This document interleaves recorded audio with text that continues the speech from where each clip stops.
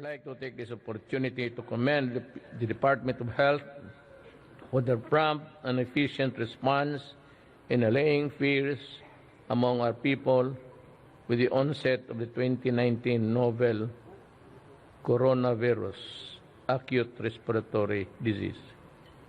As of February 8, 2020, the country has only 13 confirmed cases of the corona, resulting in 1 death and placing around 230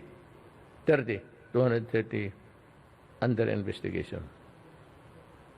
As reported by the Health Secretary Duque III, there is a possibility of local transmission.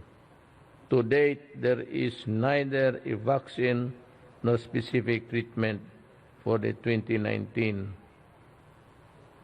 coronavirus.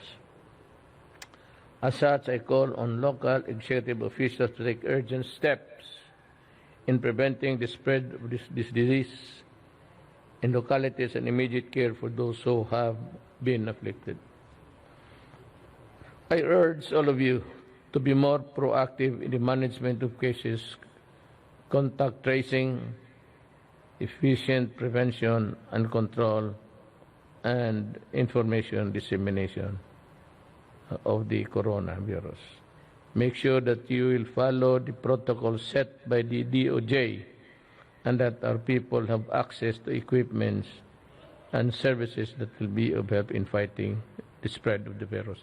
You know, if it really goes out of hand, huwag kayong mag-alaala.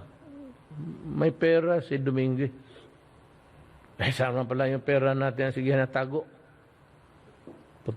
Sabi ko may pera dyan, walang pera.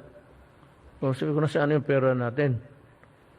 Ayaw pero we have the money, I can assure you. And we can defeat this virus.